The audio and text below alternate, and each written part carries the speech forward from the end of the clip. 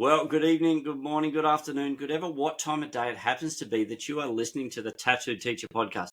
On this episode, I have Colleen O'Rourke. Now, Colleen has done a ton of stuff, and just as a glimpse, she is a Holt Lead certified educator. She has a master's in education. She is a digital innovation leader. She's the vice president of EdTech South Australia. She is a specialist in XR and AI integration with biological sciences and project-based learning in natural environments. Colleen, welcome to the podcast. Now, we first met on LinkedIn, like so many of my colleagues, which has been amazing. And just the breadth of experience that we come into contact each day is amazing. But just reading that very small bio of what you've done, the first thing I'm going to ask is why education? I went to a very small little country school of about 50 kids just outside of Mount Gambier in the southeast. And I had an incredible educator, and I pretty much had him as my educator, Mr. John Burns, if he's out there somewhere.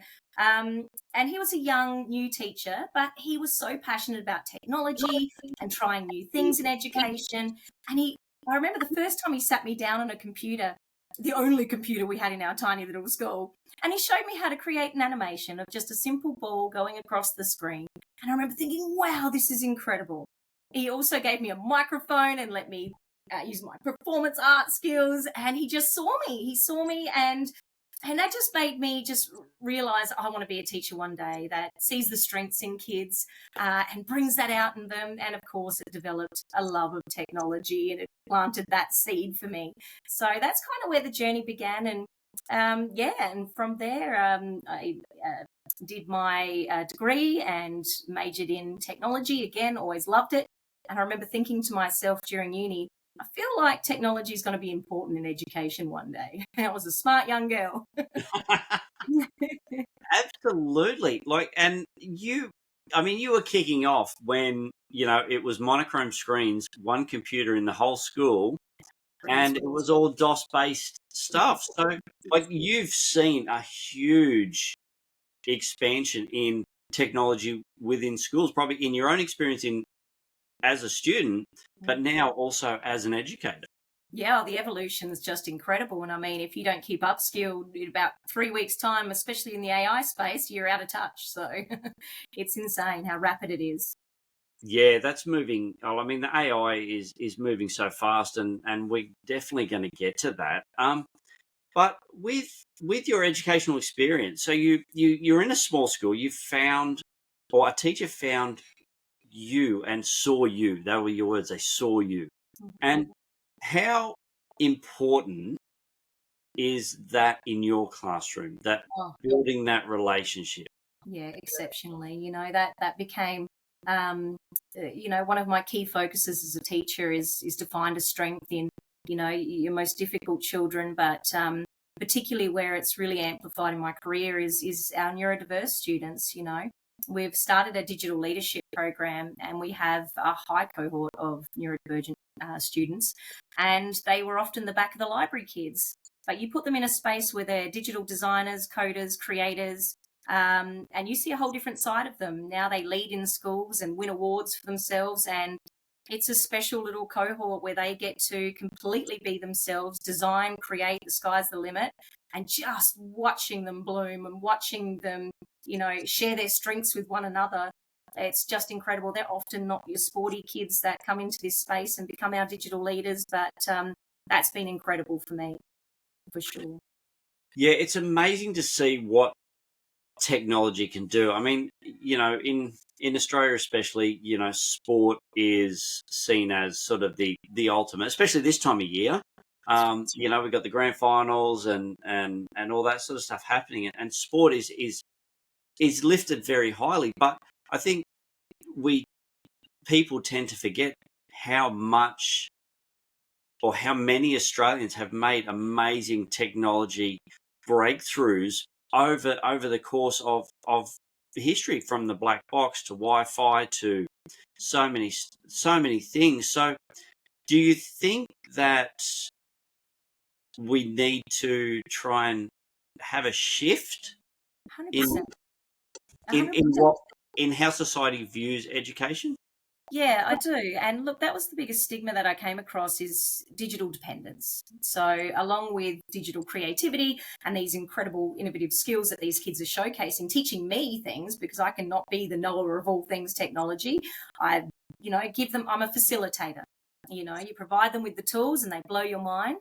But again, with that comes the other side of the digital dependency.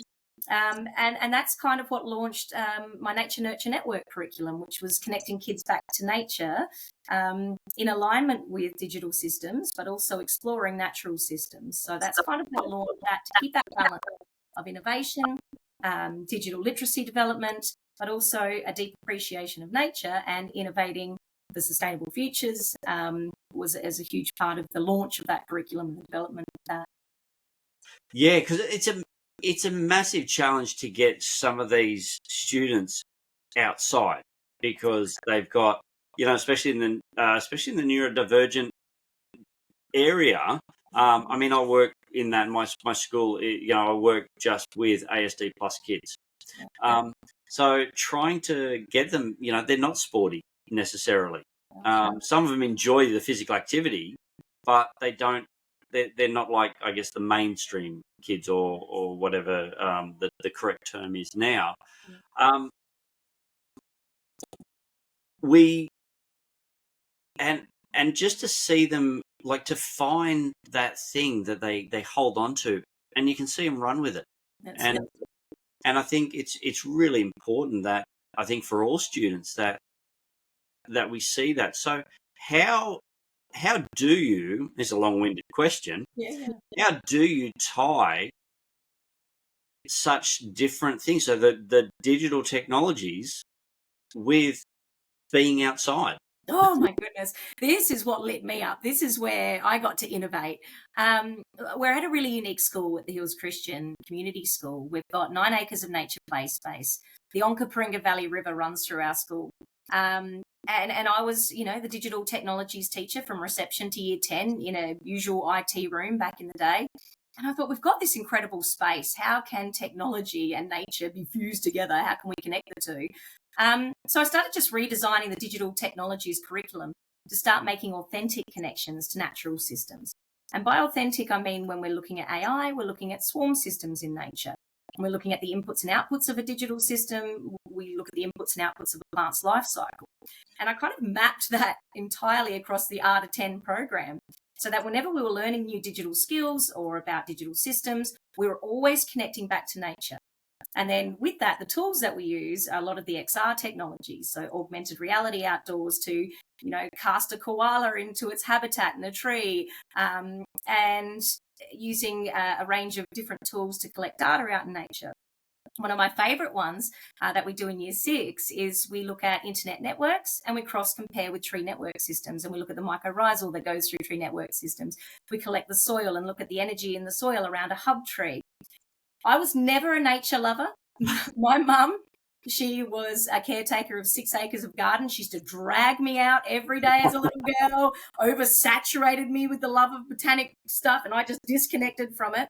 But in developing this program, something really interesting happened. First of all, it got a lot of interest, which really surprised me, and that's when EdTech and universities started wanting to know what I was doing, which surprised me because I was developing it for our context initially. But I think what they saw in it was not just using digital tools in nature, which we do a lot of, but it was reconnecting kids back to nature.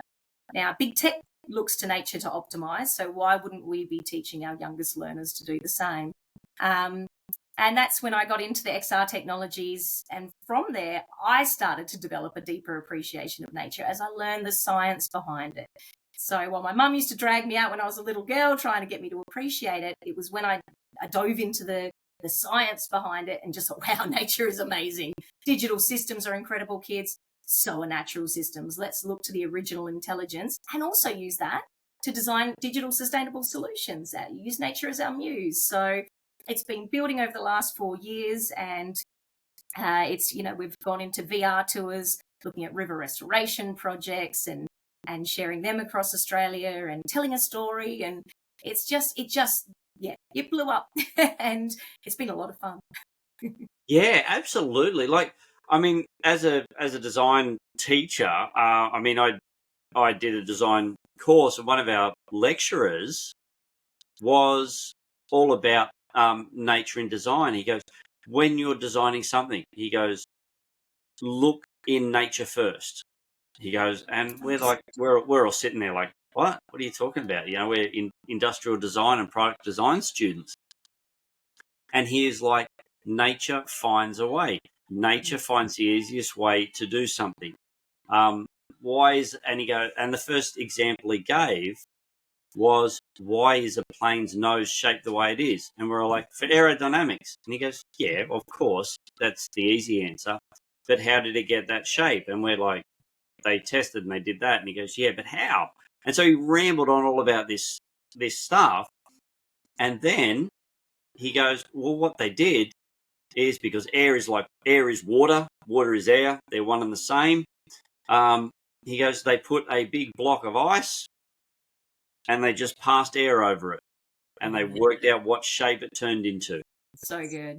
And it's just like, and we're all sitting there just like, wow, well, that makes sense. So, and you haven't forgotten it, have you? You've not forgotten that. No, that was 20 plus years ago, and I guess it's probably the same with your students. Absolutely, it's really interesting when we do when we're looking at tree networks. I'll take the year sixes out. We'll look for the hub tree or the mother tree out in nature, the biggest one, and they'll hug it every year. They give it a cuddle. I'm not kidding. I'm creating a generation of tree huggers. That's awesome. That's good. So, do your students get more buy-in when they see the connection? Yeah, absolutely. And because we're using digital tools in nature, or they're using nature as their muse, and the connection is still with technology and digital systems, the buy-in's already there, and you're just kind of fusing the two, and then they slowly develop the deep appreciation of nature. So it's been it's been an incredible journey. Oh, that's amazing. So you talking about with you, so you're working in a Christian environment. So do you bring that worldview into your teaching? Is that part of the curriculum? Oh, and how does that I guess correlate with technology advancements? Because you see there's a lot of people who are just like, nah, science, religion, and never the two shall meet. Yeah, really, we just talk about, being stewards of God's earth, and we align with UN sustainability goals to make sure that we're taking care of God's beautiful creations. That's probably our biggest lens with everything that we do. And it's been incredibly powerful as well, for sure. Yeah. And look, everyone has their own belief systems. I mean, we've got from agnostics to atheists to spiritual believers, Christians, whatever you may be. But has that impacted the way you also teach? Oh, I wouldn't say so too much. No, it's really about the students just becoming stewards and knowing that we're going to use technology for good, and that applies to everything that we use, all the digital tools that we use. Our digital citizenship unit is aligned with our Christian values. It probably threads mostly into our digital citizenship unit, where we make those connections back to scripture as well. So, but even that, we connect back to nature. Yeah, everything that we teach about digital citizenship, it's, you build a cubby and you want to hide it out in nature and you don't want anyone to find it. It's like protecting your password. So we've even tried to start blending and creating connections there as well. Yeah, no, that's, and I mean, the reason why I asked is because, I mean, I've worked in a few church-based schools, some more fundamental than others, and there has been a strong divide, and I'm trying to go, no, we've got to bring this in. We've got to make our children aware, so that they can be successful in the world that they're going into. So anything, whatever success looks like post school, let's give them the tools and resources necessary to get them there. 100%. And by no means have seen any kind of division like that at our school. Everyone's very open to it, even the parent community. And as you know, the AI space, that's a really tricky one. And even before this podcast, I was working on a parent spotlight series that we do in our newsletter on a weekly basis. Our parent community has been incredibly receptive to how we're navigating that space, which is so helpful. Yeah, to get the buy-in from the parent body is often very, very difficult. Have you got any? How have you, I guess, navigated that path? How have you got the parents to buy in? Well, I actually just started with a small roundtable parent group, and I sat with them and we just unpacked it together. We'd always focused on cyber safety and supporting parents at our school. I said, let's deep dive into the AI space. Here's how the school's navigating it. What are your thoughts and opinions? And I was terrified to, be talking to them about what tools we're using, what safe tools we're using, our AI digital citizenship unit. And in the end, they said to me, do you know what we really want more than anything else? And I'm like, please tell me. We would like a guide for us as parents to how to navigate it at home with our kids. We love what you're doing at school. We trust what you're doing at school. We're trying to get our heads around it. There are so many different entry points you're going to have parents coming in from. They said, we really just want to know how to navigate it ethically with our kids or to have discussions with our kids at home, hence starting the Spotlight series. We also surveyed parents, and from those results, I've seen they're 100% right. There's so many different entry points. We've got some parents working at universities, navigating it at a university level, some who are still trying to understand how it works or haven't even opened a large language model. So how do you navigate that in a community when you've got multiple different lenses? So that advice from the parent group that I got to just support them with how they navigate it with their kids, tools they can trial with their kids that are safe, has been, really, really good advice from their end. Yeah, and it's so great that you've got that engagement from parents. I mean, you and I know as educators, there are teachers, they're our colleagues, possibly within the school, definitely outside of our work environments that are going, I'm not touching that. It's this, it's that. No, it's going to make this, it's going to do that to students. We're going to lose critical thinking, a whole range of things. And I'm thinking for myself, hold on, it's a new digital technology. It's a new tool that has been developed and it's here whether we like it or not. So let's learn about it. And more importantly, let's teach our students how to use it to help their learning journey. Not to replace it, not to replace their thinking, not to replace their learning, but how to help them be better learners and I love like digital citizens in this world, because more and more our world is moving into a digital realm. That's right. We work closely with a lot of thought leaders in the AI space, and we've brought them into our school to get different perspectives as well as we've gone on this journey. And one of the big lenses that we take, and our educators across the school are aware of it, with students, which we got from Adrian Cotterill, is, our students use AI and engage with AI to think more, not less. And our educators use AI to improve practice, not dilute it. So as long as we start with that lens, and also the lens of our school values, which is, excellence and integrity. When we're using AI tools or modeling ethical use, are we using it with integrity? Are we using it for excellence? And it's just an easy beginning point to have a lens before, persevering with any tools that you're going to use with the students. It's been very helpful, especially for educators who are learning as well. Yeah, absolutely. And it's one of those things where I love that you are bringing it into your community, because so many people are looking at as they're sort of, the 30,000 foot view. They're just going, AI's here. There's nothing we can do about it. So let's just have at it. The kids will work it out, whatever. But you are actually bringing it down into that viewpoint of like, hold on, how can we best help our community? How can we best help our students and parents to navigate this ever-changing landscape? Like from when it came, when that generative AI was released in 2022 to where it is now, there's just been, just so many rapid changes. But the fact that you're bringing it into your community to help them, I think that's amazing. Yeah, and a big part of it too is mapping out ethical tools that the students and the teachers can use. We're, hot on privacy laws, of course, but we also try and use tools that abide by copper American laws. So, Canva for Education, the Adobe tools, and we talk about the why behind it with the students as we go through the AI Digital Citizenship Unit. And it's really important that we have a scaffolded list. And also for our neurodivergent students, we've been using a range of AI tools and dabbling in that space. But again, a scaffolded list for a purpose has been really powerful. And we've also mapped our journey. So we've started a website that maps the journey for the parents. It shows how our initial response was when, large language models first came out in end of 2022. How into curriculum. Where are we now? How are we innovating with it in digital technologies? And where to next? What thought leaders we've brought on board?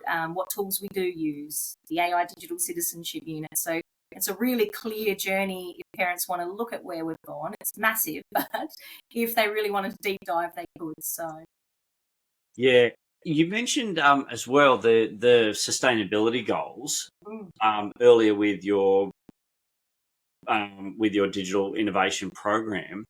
Is it just that you focus on the sustainability goals, or is this a whole school approach?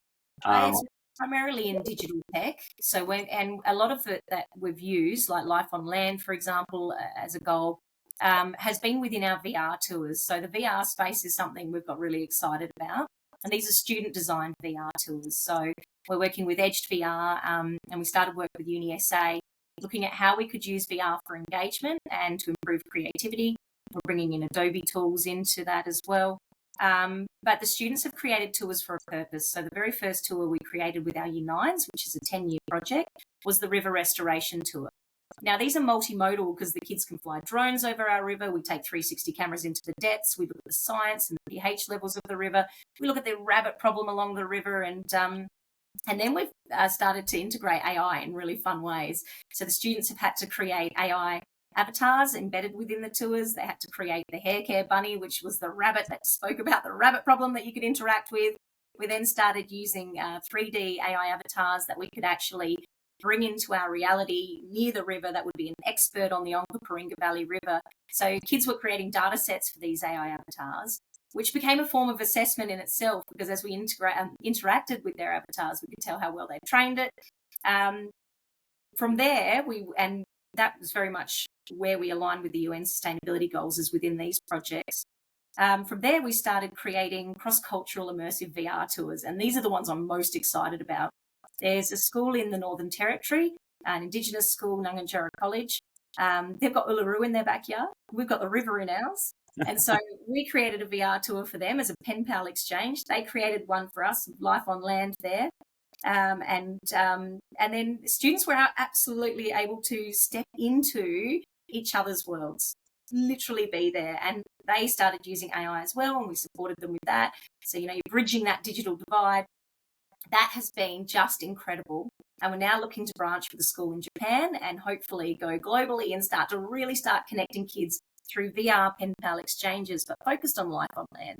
And focused on their environments and what they can teach us. So, yeah, really to tell a story. But integrating AI into that has been so much fun. It sounds like I'd want to I might even enjoy class if I was there. I find it fascinating that what you're doing, you would expect, or most people would expect, to be like a large scale operation, big tech, tons of money, you get professional this and professional that, and you get a specialist in on rabbits, and you get a specialist drone pilot, and you get some, but you're getting your kids to do all of this. Yeah, and it's really interesting you say that, because we actually brought in people in our context. So we brought in our science teacher in the high school to speak about the work he'd done on the river, and he could talk to them about the science of the pH and everything else. And then we brought in our groundsman, who was doing a lot of the work along the river and was able to speak to the rabbit problem. So even bringing in, people in your community to come and speak to the students, you don't have to spend the big dollar bucks. And but beyond that, one thing I've learned on my journey, mate, is that if you pick up the phone and make a phone call, and ask a question, to pretty much anyone. Most people who have been successful in their spaces, or even from universities or experts, most people are really, really kind and will give up their time. It's just about being brave enough to make that call and connect. That is one huge thing I've learned on my journey, for sure. Yeah, we see so much negativity in not only the traditional media, but also, the social media space, and, people are this, and it's so polarized. Yeah. But you're 100% right. People long for connection, and people have a passion for whatever it might be. And if you ask them about it, they are, like I have found, especially with the podcast, I reach out to people and they're like, "Oh, are you sure? Like, I'm happy." And then we start talking. It's like, "Why do you want to talk to me? I'm just a guy who does this, or I'm just a woman who's done this, or I'm just, I'm nothing special." But it's like, no, you've got something that I want to know, and I want other people to know. That's And right. and then it's just, they love. And I love a conversation. I love to hear what people are doing, and I think it's so important that in this current climate, that human connection is pushed, and it has to be, is pushed into the forefront. That's right. And, it's in some ways it's really good modelling for the students as well, to see industry experts come in and speak to them, and they're like, "Oh, did you know this person before?" "No, but I made a phone call, or I just reached out and asked the question."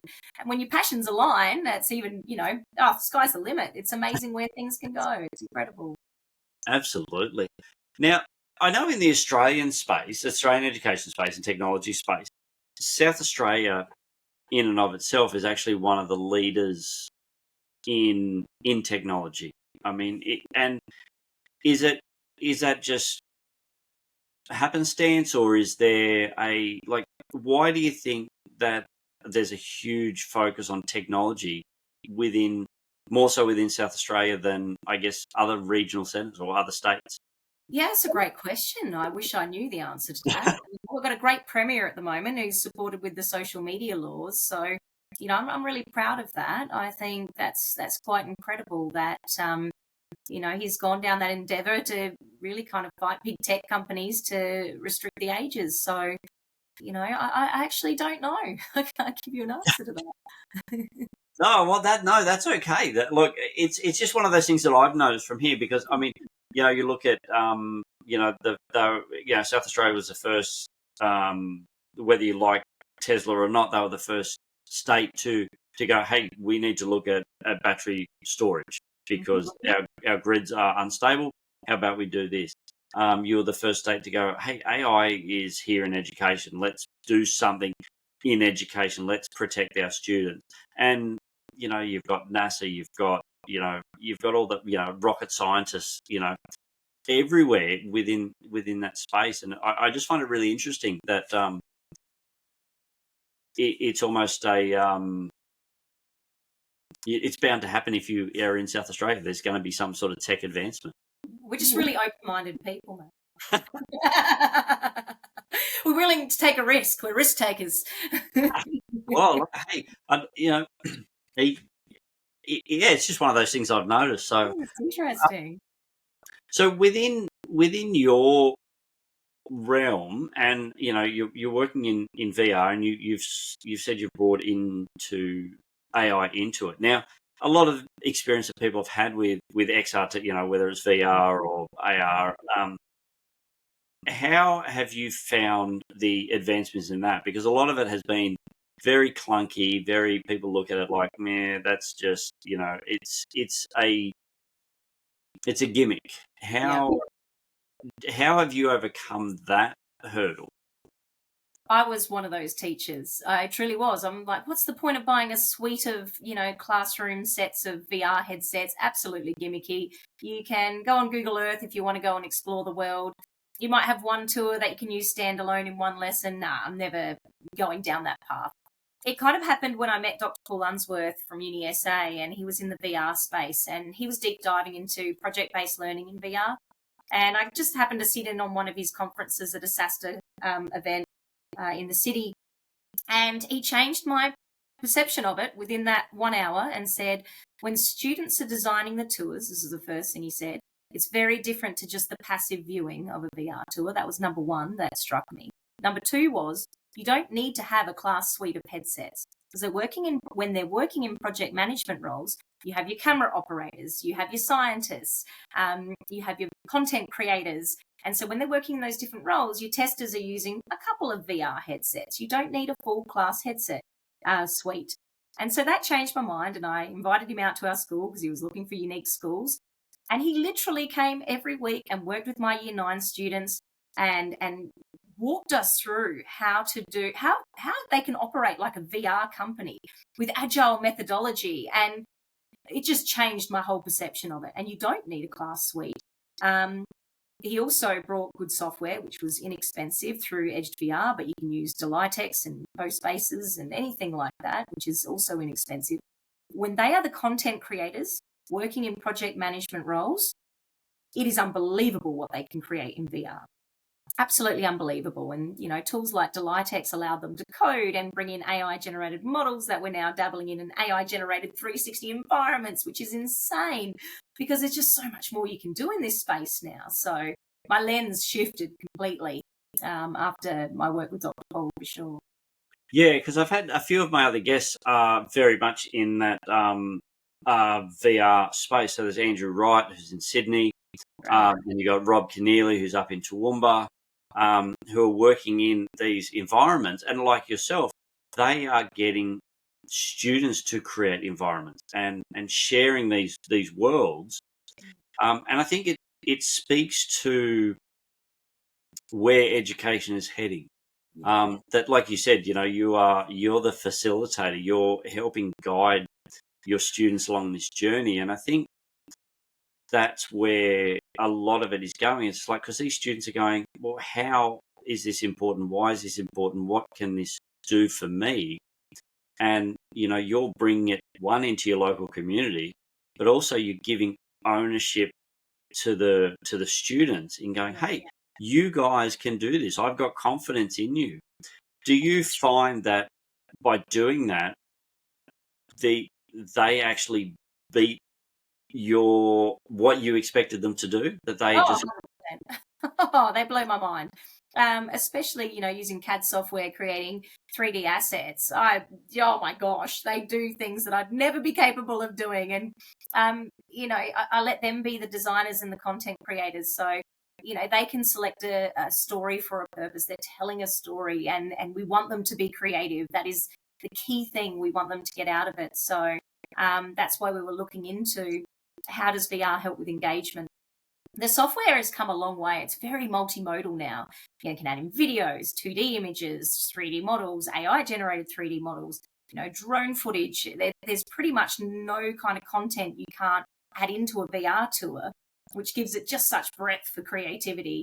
But I think when it's telling a story, that's when you got real power and purpose behind it, for sure. Yeah, I guess it personalizes what they're doing. So, you've got your students going, hey, this is where we live. This is in our school. This is who we are. And then, and it's like when someone goes, hey, how are you? And it's just like, hey, I'm this. And they get that personalization. And I think that just speaks volumes to others. That's right. The Me, My Place, My Culture VR tour was the very first one we did for the pen pal exchanges. So it was just talking about a day in the life at our school, giving a bit of a tour, talking about their culture, before we even delved into the scientific inquiry of things. So I've just started a project with my Year 9s. The digital creative in me couldn't help myself but go, right, I'm going to set a challenge for you all. They're involved in an AI study at the moment where they're giving student perspectives on AI with Simone Hirsch. And I said, this project that I'm going to set you are only allowed to use AI to create a gamified VR tour of your choice that has to be educational for a certain year level. But they're only allowed to use AI tools. So AI-generated environments, AI-generated 3D assets, they have to generate them all. They can use AI to help design the story. The only part they have to do is code it themselves. But it's almost like flipped it on its lid where they're like, oh, okay, we're only allowed to use AI tools because we want to test its capabilities. We want to see, can it create a really engaging game for the purpose of education of whatever their interests are. So one boy's creating a dinosaur game. But, they can choose something they're interested in and get as creative as they like, but we want to test the capabilities of where AI is at now to create an immersive game. So we'll see how that goes, but they're loving it. Absolutely. And look, you've chosen a tough group generally to do it with. Year 9, most teachers steer clear of doing something that gives them that much freedom and flexibility. Are you finding that, and also like going, hey, we're just using AI? A lot of people, as you know, and you've heard and I've heard that, or AI is going to they're not thinking, they're getting someone else to do it for them. It's not real education, or it's not real learning. Do you find that once they, in the stuff that you've done, I look forward to hearing how this project turns out, but do you find that as they start to use these tools, that their ability to communicate becomes greater? Because I know, like from my, when I first started using it to how I use it now to get the response I want, I have to really think about what I input. Absolutely. That's the whole purpose of the project behind the curtains too, is, bringing in that human element of, okay, you need to interact with it to get a good output. How are you communicating with it compared to your peers? You are going to have to talk about it. But we also unpack that as a part of the course as well. It's like, okay, well, how was the output of your 360 environment? Was that what you envisioned? How can we iterate? Do we give it a big, massive prompt at the beginning? Can it handle that much information at once? Or do we iterate as we go and give it little bits of detail? So there's lots of rich discussion that's coming out of it, which is just so powerful. I'm really enjoying it. I can absolutely see. Are you finding your colleagues are asking you more and more about it? Because we know, look, project-based learning, look, it's got its detractors, but it's also got its massive supporters. And one of the things is a lot of people go, well, project-based learning, the kids are just playing. Yeah. Do you find that obviously what you're doing, you're teaching them how to ask questions, how to inquire correctly, how to communicate effectively in the artificial intelligence environment? Are you finding your colleagues are starting to sort of like just peer over the fence a little and go, hey, how could I use that? Or how could we incorporate that into this lesson? Oh, 100%. So I actually give regular tech talks to our staff. They're very open-minded, and I praise them on that regularly. So I give tech talks to the primary staff, and at the moment we're dabbling in guided AI, using reputable tools where only the educator's interacting with the tool, but they're using it in literacy, for example. To AI generate a short little video based on a sentence starter to look at adjectives, and the teacher will do the prompting. And is that what we thought? Is that what we wanted to create? Is that how you envisioned your sentence starter? Or, things along those lines. Or using Canva to AI generate a game based on grammar concepts that the students are learning, but they're the co-creators together. So the teacher's interacting with the tool, but the students are helping them to design a game to practice concepts, which the kids can then play, and they're allowed to play the output of it when it's a web-based version. But when kids are the co-creators and the educator is ethically modelling the use of AI tools, even in primary, because I think that's important, we don't put the blinkers on and just wait until they're in year 7. No. It's been really powerful because they feel like, oh, we helped co-create this game. Now our engagement in this game is a lot more because we had input into how it was designed and the final output. And we also see its capabilities and its limitations even from an early age. But how we speak to primary kids about AI is very different to how we would speak to secondary kids. So I give tech talks. Sorry, I'm going a big long way around to answer your question. Tech talks in primary, tech talks in secondary. And I'm constantly showcasing use cases, but we're also unpacking the ethics, and it's been quite some time. And they will come to me, educators, constantly, of how can we use an ethical tool in this particular subject? How could we unpack it like this in this subject? And they're very open-minded to it. That curiosity, it was kind of, I'm scared because I don't know, which then went to, I'm getting more curious and I feel informed because we're regularly catching up and I'm always surveying them about it. They're sick of my surveys. To now, okay, I feel more capable to be a curious AI integrator. an experimenter. So yeah, definitely regular coaching sessions with educators on how we can do it. Yeah.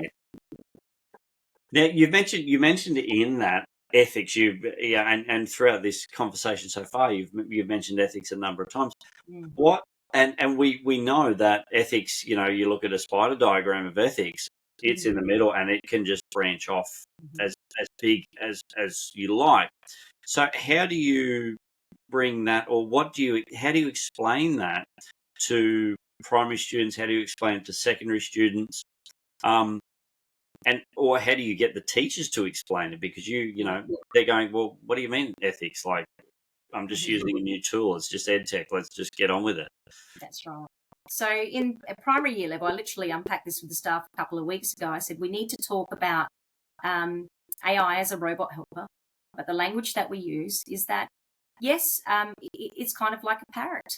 It's going to repeat things, but it doesn't always get things right. And can you see that we've created this on the board here? Did it get it right? So you've got that opportunity, but in a kid-friendly language at the primary level. Up in secondary, we start with our AI digital citizenship unit. We look at bias, misinformation, and privacy.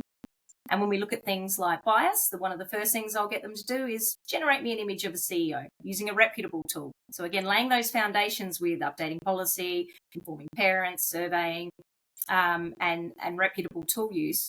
AI generate me a picture of a nurse. AI generate me a picture of a CEO. Let's try it across different platforms. Is there underrepresentation, overrepresentation? Why is this? So they'll even start with projects. That's some of the first projects as they start interacting with these tools, is to unpack it in a way where they have to give feedback on it. We deep dive into it, but they're the three things that we really start to cover in year 7 and beyond. When we get into year 10 is when we start looking at, the cultural ethics. So an example of that was the year 9 class when they were developing their VR company. They wanted to design a logo. And as part of the logo, because we were looking at Indigenous perspectives, they wanted to thread that into their image. And I said, why do you think that might be a problem if we're bringing in Indigenous art into an AI-generated image? So there's always these incidental conversations that happen as you're interacting with the tools with the students.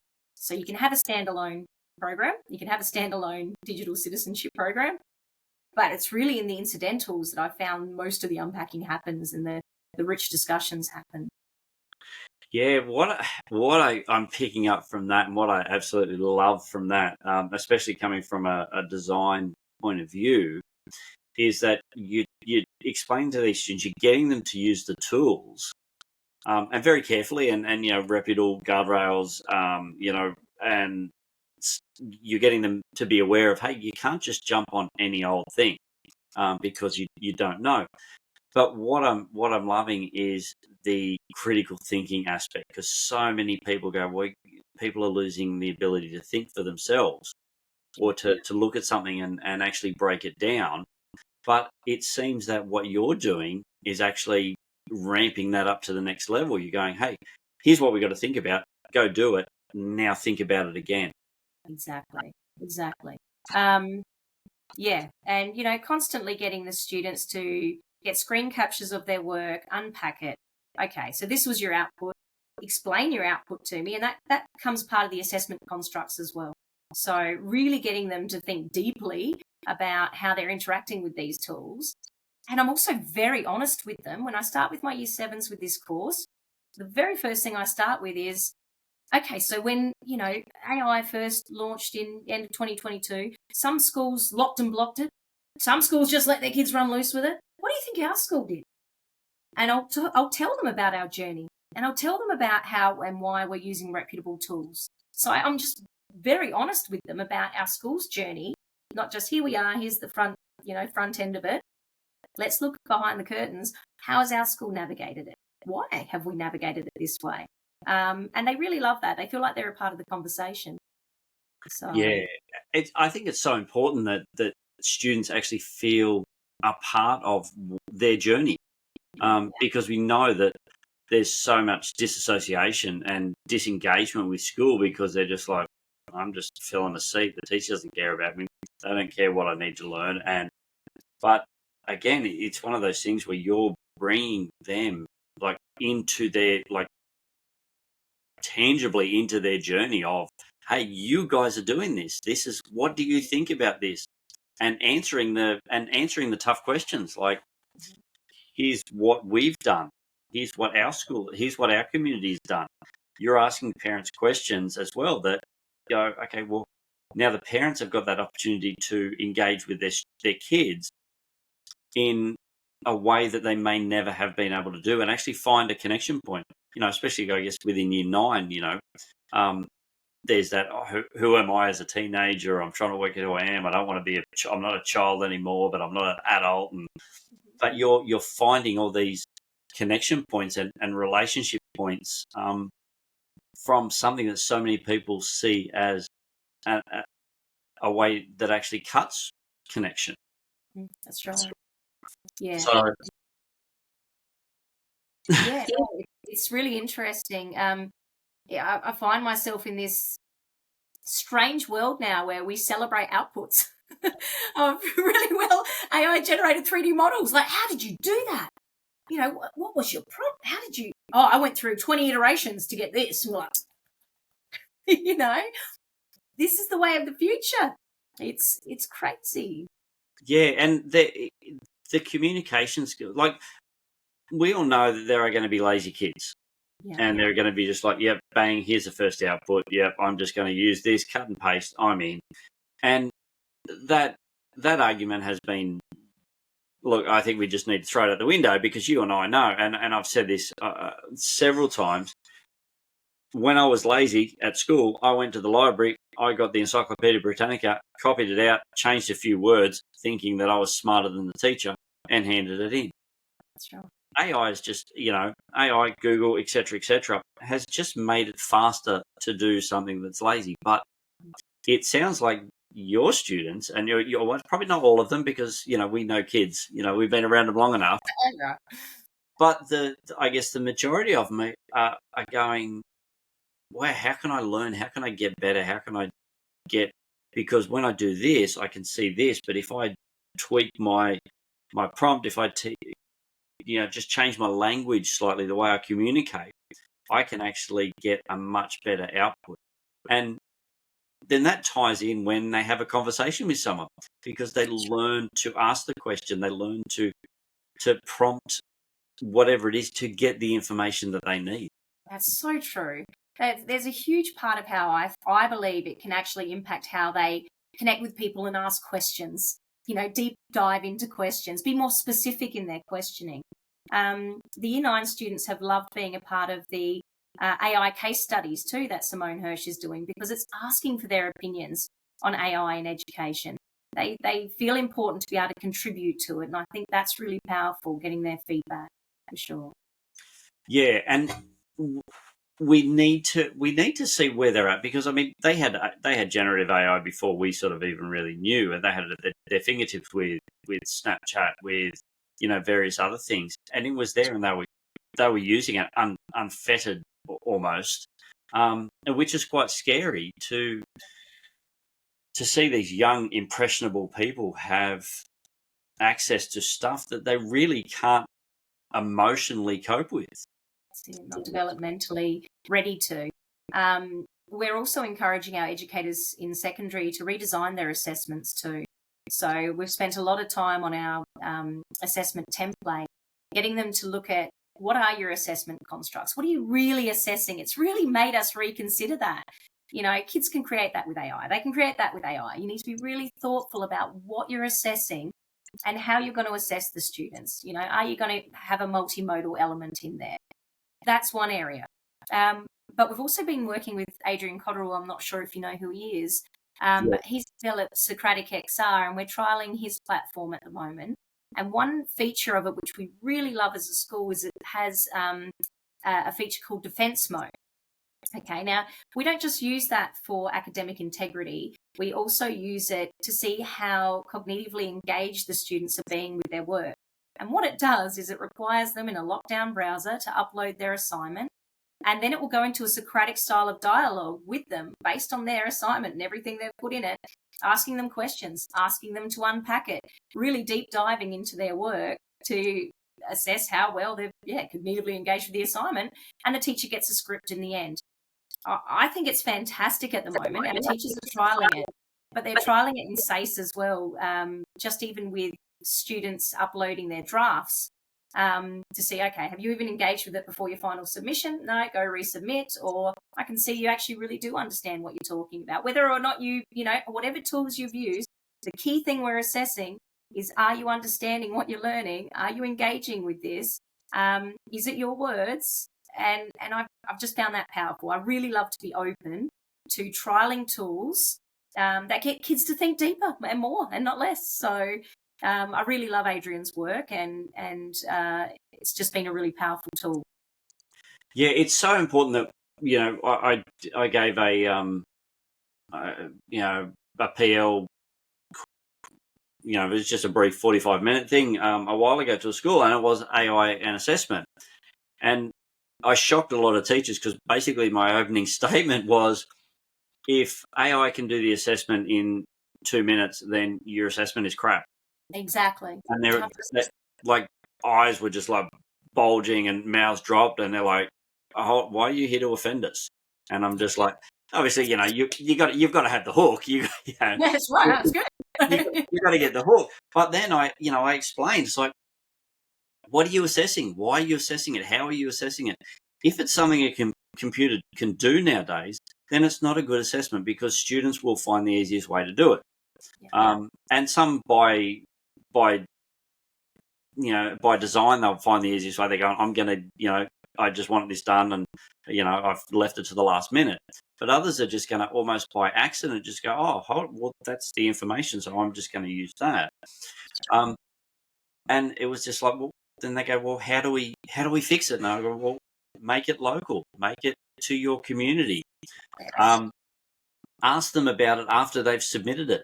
Get them to give you and, you know, give them allow them to use AI in certain things, but get them to, as an appendix, attach their prompts and their responses and how they. And all of a sudden they're just like, oh, so it's not big and scary, and we don't have to, you know, do this. Like, no, just what are you wanting to assess? Like, Exactly. how do you, you know, and all of a sudden, where the shift is coming back to, what do we want our students to learn? Not what do our students need to do to get to point A? And I think it's a big shift in thought, because, you know, for the last definitely 10 years, you know, you've probably had the same questions. What do I need to do to get an A? What do I need to do to pass? And some would say, you know, just a bare minimum pass, but some it's just like, I just need the answers so I can give you the answers so I can get the A, and then I can forget it and I can move on to the next thing. Where there's not that deep learning and that experiential learning happening. Yeah, that's right.